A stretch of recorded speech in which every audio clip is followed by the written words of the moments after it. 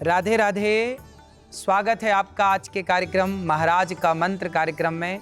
आपका दास अनिरुद्धाचार्य फिर आपके बीच में पहुंचा है एक सुंदर सी चर्चा लेकर। आज बात करेंगे भगवान शिव की। आज सोमवार है और सोमवार मतलब भगवान शिव का वार है। आज भगवान शिव से बहुत कुछ सीखेंगे और भगवान शिव को अपने मन मंदिर में धारण करेंगे। भगवान शिव क्या सिखाते हैं? भगवान शिव कहते हैं कि परिवार किस तरह से हो, किस तरह से हम जीवन को जिएं। अब जरा विचार करते हैं शिव जी के परिवार पर। भगवान शिव का वाहन है नंदी, दुर्गा माँ का वाहन है शेर। शेर और नंदी दोनों एक दूसरे के दुश्मन हैं, पर शंकर जी के घर में प्रेम से रहते हैं। शंकर जी के गले में है सांप और गणेश जी के वाहन है चूहा। अब सांप और चूहे की कितनी बड़ी दुश्मनी है आप जानते हैं, पर शिव जी के घर में एक साथ रहते हैं। कार्तिकेय जी का वाहन है मोर। शंकर जी के गले में है सांप, मोर और सर्प की दुश्मनी है, फिर भी शिव जी के घर में रहते हैं। ऐसे परिवार में रहना जहां एक दूसरे के विचार ना मिलते हों, जो एक दूसरे को पसंद भी ना करता हो, उस परिस्थिति में भी कैसे जीवन गुजारना है, कैसे खुश रहना है, ये भगवान शिव से कोई सीख है। शिव क्यों ऐसे परिवार में रहकर भी खुश हैं? क्योंकि शिव की जटा में गंगा है। आपके दिमाग में क्या होनी चाहिए? गंगा मतलब दिमाग होता है गरम और गंगा जी होती हैं ठंडी। जब आप काम करते हैं, टेंशन में आते हैं तो दिमाग गर्म हो जाता है। मानो शिव जी कहते हैं कि कितनी भी विषम परिस्थिति में रहो, कैसे भी हालात में रहो, पर अपने दिमाग को सदा ठंडा रखना चाहिए। इसलिए शंकर जी के ऊपर गंगा माता विराजमान है, क्योंकि गंगा ठंडी है और शिव के मस्तिष्क में है। मतलब दिमाग सदा ठंडा रखिए, गर्माहट में बात बिगड़ जाती है। इसलिए दिमाग को ठंडा ठंडा कूल कूल रखिए और प्रसन्नता से भगवान शिव की ओर एक बार देखिए। शिव जी की गले में, शिव जी के गले में सांप लटक रहा है। क्यों? शंकर जी कहते हैं कि ये सांप है मृत्यु। काल अब्याल मुख ग्रास त्रास निर्णा सहे तवे। काल को, सांप को काल की उपमा दी गई है, मृत्यु की उपमा दी गई है। सांप मतलब काल। शंकर जी कहते हैं कि जिस मृत्यु से आप लोग भयभीत होते हैं, डरते हैं, वो काल मेरे गले में लटक रहा है। इसलिए तो शिव जी का नाम है कालों के काल महाकाल। क्यों? क्योंकि शिव जी को मृत्यु से डर नहीं लगता। क्यों डर नहीं लगता? क्योंकि सदा वसंतम हृदयारविंदे भवम भवानी सहितम नमामि। भगवान शिव कहते हैं कि जो मुझे, भगवान श्रीमन नारायण को, भगवान राम को, सीता माता को, जो सीता राम को अपने हृदय में बसाएगा, उसे मृत्यु से डर नहीं लगेगा। अरे मरना तो सबको है, डरना क्यों? मरने से सब जग डरा, मेरे मन आनंद, कब मरी हूं कब भेंटी हूं पूर्ण परमानंद। शंकर जी के गले में लटकता सांप कहता है, भगवान शिव कहते हैं कि आपको मृत्यु से डरना नहीं चाहिए। अच्छे कर्म करते रहो, अच्छे काम करते रहो। मौत आएगी तो मर भी लेंगे, मौत से पहले मरना क्या? क्यों मरना पहले? आएगी तो मर लेंगे। इसलिए मृत्यु से डरने का नहीं। आप जीवन में आगे बढ़ते रहें, अच्छे कार्य करते रहें और भगवान के भरोसे रहेंगे तो मौत भी आपका कुछ ना बिगाड़ेगी। मौत से वो लोग डरते हैं जो गलत काम करते। अच्छे काम करेंगे तो हम यहाँ भी खुश, जहाँ बुलाएंगे बिहारी जी वहाँ भी खुश। दूसरा, भगवान शिव भभूति रमाते हैं, भभूति भस्म। क्यों? शंकर जी कहते हैं कि जब आदमी मर जाता है तो राख बन जाता है। मानो शिव जी के शरीर में लिपटी हुई वो भस्म कहती है कि देखो, अकड़ किस बात की प्यारे, अकड़ किस बात की, घमंड कैसा, एटीट्यूड किस बात का, एक दिन राख तो बन ही जाओगे। इसलिए जब राख बनना है, शिव जी पर चढ़ी भस्म कहती है कि जो आज भस्म बन चुका है, वो व्यक्ति कभी घमंड में चलता था, कभी वो कहता था जी मुझे जानते नहीं, आज राख बन के उड़ गया। एक दिन हम और आप भी राख बन के उड़ जाएंगे इसलिए घमंड त्याग कर शालीनता से, शांति से, आनंद से अपने जीवन को यापन करो। भगवत चिंतन करो। सब कुछ भगवान का है। मेरे भगवान हैं, मैं भगवान का हूँ। हम राम जी के, राम जी हमारे हैं। इस भाव से जीवन को जीना चाहिए। भगवान शिव से ली गई बहुत बड़ी सीख यह है कि आज लोग भगवान शिव पर जल चढ़ाते हैं। आप भी भगवान शंकर पर जल चढ़ाते ही होंगे और चढ़ाना भी चाहिए। परंतु कहा जाता है शिव जी पर जल चढ़ाने से शिव जी बड़े प्रसन्न होते हैं। पर कौन सा जल? पत्रम पुष्पम फलम तोयम यो में भक्त्या प्रयच्छति। जल कौन सा जल? नेत्रों का जल। भगवान शिव से इतना प्रेम हो। शंकर जी को क्या कहा? कर्पूर गौरम करुणावतारम। शंकर जी करुणा से परिपूर्ण है। तो शिव जी के भक्त को किससे परिपूर्ण होना चाहिए? करुणा। भगवान शिव के मंदिर जाओ तो हृदय में इतनी करुणा हो, इतना प्रेम हो कि भगवान शिव की भक्ति देखकर, भगवान शिव को देखकर आंखों में आंसू बह जाएं और उन आंसुओं से भगवान शिव का अभिषेक हो। भगवान ना नेत्रों के जल की भाषा समझते हैं। जैसे डॉक्टर आपका ब्लड सैंपल निकालता है, रक्त निकालता है और ब्लड रिपोर्ट में सब कुछ होता है, खून सब कुछ कहता है, डॉक्टर उस ब्लड की भाषा को समझता है। उसी तरह भगवान का भक्त जब रोता है, नेत्रों से जल बहाता है, तो उस आंसुओं की भाषा को भगवान समझते हैं। तो भगवान आपकी कौन सी भाषा समझेंगे? नेत्रों के जल की भाषा। इसलिए भगवान को रो करके पुकारिए। भगवान शिव को नेत्रों का जल चढ़ाइए। नेत्रों का जल मीन्स भगवान से अथाह अथाह अटूट प्रेम कीजिए। भगवान से प्रेम करते हैं ना जब आप, तो भगवान बहुत प्रसन्न होते हैं। अब जल चढ़ा के आप चले गए, प्रेम है नहीं, प्रेम उमड़ा नहीं, केवल औपचारिकता हो गई, फॉर्मेलिटी हो गई, तो उस जल को चढ़ाने से क्या होगा? प्रेम के साथ, हे भोलेनाथ हम पर करुणा कीजिए। जैसे सदा आप भगवान का ध्यान करते हैं, मेरे भीतर भी प्रभु का ध्यान हो। हे भोलेनाथ हम पर ऐसी करुणा कीजिए कि हम किसी का बुरा ना करें, मन से किसी का बुरा ना हो, वाणी से किसी का बुरा ना हो, कर्म से किसी का बुरा ना हो। हे भोलेनाथ जैसे आप सदा सीताराम का ध्यान करते हैं, हम भी अपने इष्ट का ध्यान करें। आप जिन्हें अपना इष्ट मानते हैं, शंकर जी के मंदिर जाओ तो जब नरसी मेहता शंकर जी से मिले, शंकर जी ने कहा नरसी कुछ मांग लो, तब नरसी जी ने कहा मुझको और कछु ना चाहिए, बस राधा कृष्ण मिलई दे। शंकर जी सामने खड़े हैं और नरसी जी कहते हैं कि मेरा मन तो राधा कृष्ण में लगा है, हे भोलेनाथ मुझे राधा कृष्ण का दर्शन करा दो। तब भोलेनाथ जी ने नरसी जी को राधा कृष्ण का दर्शन करा दिया। तो शंकर जी से जो मांगो, कृष्ण को मांगोगे तो कृष्ण मिलेंगे, राम को मांगोगे तो राम मिलेंगे, शंकर जी से शंकर जी को मांगोगे तो भगवान शिव खुद मिल जाएंगे। जो मांगोगे भगवान शिव आपको देंगे। तो आप क्या मांगना चाहते हैं? आप समझें कि आपको क्या मांगना है। राधे राधे। आप संकट में घिरे हैं तो देखिए समाधान क्या है। आप शंकर जी की परिक्रमा कर लें, आधी। भगवान शिव की आधी परिक्रमा होती है। जब आप भगवान शिव की आधी परिक्रमा करेंगे और भगवान शिव को प्रणाम करेंगे और भगवान शिव से प्रार्थना करेंगे कि हे भोलेनाथ मेरा ये संकट दूर हो जाए, तो आप एक काम करें, बिल्व पत्र भगवान शिव को चढ़ाकर, प्रेम का जल चढ़ाकर भगवान शिव को जब आप प्रार्थना करेंगे तो भगवान शिव निश्चित आपके बिगड़े हुए काम पूरे करेंगे और भगवान शिव की कृपा से आपके सारे कार्य बन जाएंगे।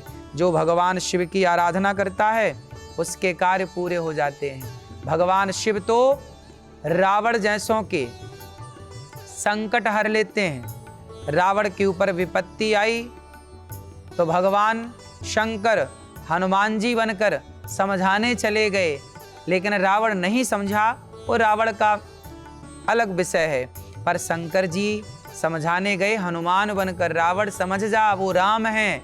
तो शंकर जी सदा अपने भक्तों का कल्याण चाहते हैं। किस रूप में आकर वो कल्याण करेंगे, किस रूप में आकर वो आपकी मदद करेंगे, वो तो भगवान शिव जाने।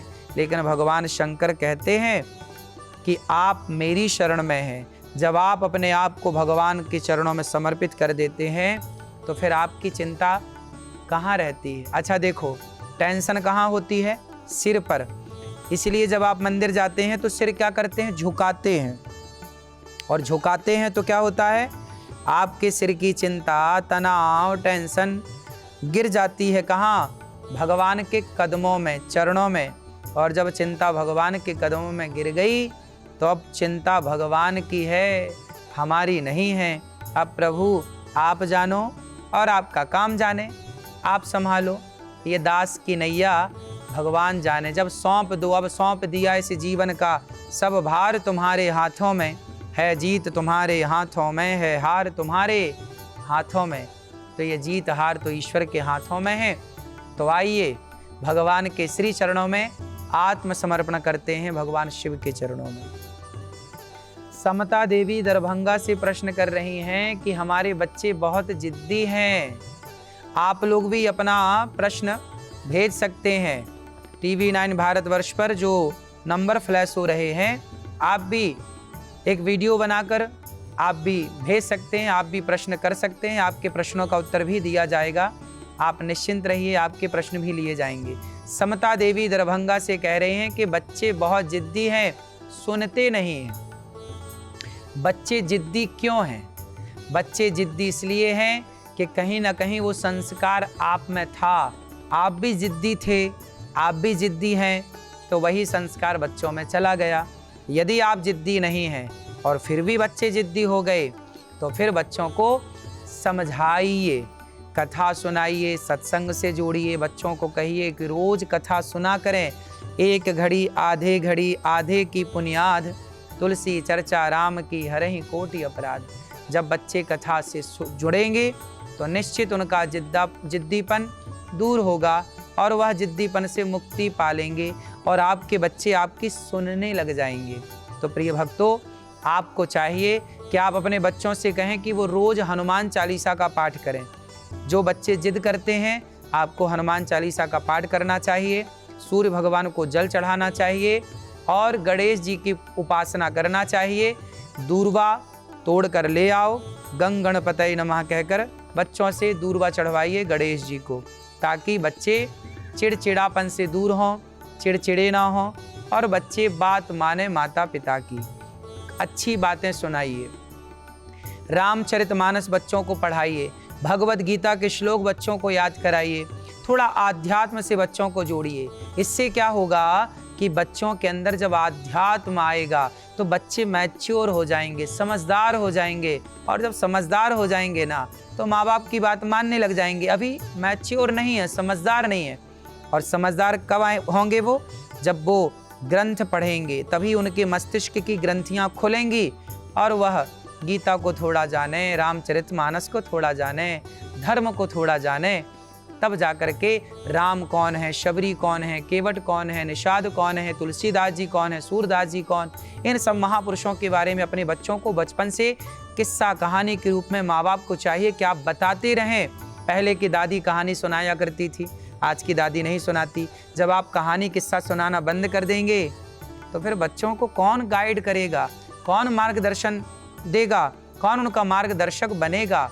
तो माँ बाप, दादा दादी, आपको चाहिए कि बच्चों को अच्छी कहानी सुनाएं, अच्छी बातें करें। इससे बच्चे मोटिवेट होते हैं और वो सुधरते हैं। राधे राधे। आज के देवी देवता, तो आज के देवता हैं भगवान शंकर, माता पार्वती और गणेश जी, कार्तिकेय जी और नंदी जी। कहा जाता है कि यदि आपकी बात कोई सुन नहीं रहा है, जैसे आप पर बड़ा संकट है, आप पर बड़ा कष्ट है, कर्जा है, घर नहीं बन रहा है, समस्याएं चल रही हैं, तो कहा जाता है कि नंदी जी के कान में जाकर के आप अपनी समस्या जब कहते हैं तो आप ये कहें कि हे नंदी महाराज, मेरी समस्या भगवान शिव तक पहुंचाइए और दूर करें भगवान शिव। ऐसी प्रार्थना करिए तो आपकी कोई समस्या है तो नंदी जी के कान में जाकर कह दीजिए आपकी समस्याएं। नंदी जी की कृपा से, नंदी धर्म है, साक्षात धर्म का प्रतीक है। शंकर जी बैल पर सवार नहीं होते, शंकर जी धर्म पर सवार होते हैं। नंदी बैल जो है, नंदी वह धर्म का प्रतीक है। तो आप अपने समस्याओं को नंदी के कानों से कहें तो भगवान शिव तक वह पहुंचेगा और नंदी की कृपा से, भगवान शिव की कृपा से, धर्म की कृपा से आप निश्चित फलीभूत होंगे। आपका दुख दर्द पीड़ा संकट टलेगा। और आसपास कोई नंदी मिल जाए आपको, कोई बैल मिल जाए आपको, तो आप उस बैल को, उस नंदी को रोटी देकर, चारा देकर, आप थोड़ा आटा में पानी मिलाकर, थोड़ा नमक डालकर घोल कर वह घोल नंदी को पिलाएंगे तो निश्चित ही आप पर नंदी अर्थात धर्म की कृपा होगी, भगवान की कृपा होगी। राधे राधे। कटनी से रमेश कुमार जी प्रश्न कर रहे हैं कि मैं बाबा बनना चाहता हूँ। बाबाओं की बड़ी इज्जत होती है, इसलिए बाबा इज्जत पाने के लिए नहीं बनते। बाबाओं को, संतों को अपमान जितना मिलता है, सम्मान मिलता है, ये तो लोग देखते हैं, अपमान भी मिलता है। और मैं कहता हूँ कि जीवन में सम्मान और अपमान दोनों भूख को त्याग दीजिए। ना अपमान का कोई कष्ट हो, ना सम्मान की कोई चाह हो। अपने संत बनने का अर्थ है संत। संत का अर्थ होता है जिसने अपनी सारी इच्छाओं का कर दिया है अंत। क्या अंत? जिसने इच्छाओं का अंत कर दिया वही है संत। कोई कामना ना सम्मान की, कोई कामना ना अपमान की। अपमान मिले तो एक सा, सम्मान मिले तो एक सा, हर हाल में वो भगवत चिंतन में डूबा रहे, यही संत है। कोई सम्मान पाने के लिए संत नहीं बनता। संत बन करके जब वो उपासना करता है सच्चे मन से तो समाज सम्मान करती है, पर संत के लिए सम्मान अपमान में कोई भेद नहीं। सम्मान अपमान के पीछे जो भागे वो संत कहाँ है? तो सम्मान अपमान को छोड़कर भगवत चिंतन में डूबा हो वही संत है। राधे राधे। आज का मंत्र है ओम नमः शिवाय। ओम नमः शिवाय। आप ओम नमः शिवाय का निरंतर जाप करते रहें। भगवान शिव की आराधना करेंगे, भगवान शिव आपसे प्रसन्न होंगे। और ये पंचाक्षर मंत्र ओम नमः शिवाय आप जाप करेंगे, निश्चित भगवान शिव आप पर कृपा करेंगे। तो आप ये मंत्र का जाप कर सकते हैं। ओम नमः शिवाय, ओम नमः शिवाय, ओम नमः शिवाय। राधे राधे। कल बात करेंगे डिप्रेशन से बचने के लिए। डिप्रेशन क्या है? चिंता है, तनाव है। क्यों है? क्योंकि भगवान पे भरोसा नहीं। आपको लगता मैं ही सब करता हूँ, मैं ही सब करती हूँ। जब आप अपने को कर्ता मानेंगे तो चिंताएं तो आएंगी। आप ये क्यों नहीं मानते कि जो कर रहे हैं भगवान कर रहे हैं, जो हो रहा है ईश्वर की इच्छा है। आप हर हाल में हैप्पी रहो, खुश रहो। क्यों टेंशन लेते हैं? हमारे चाहने से क्या होता है?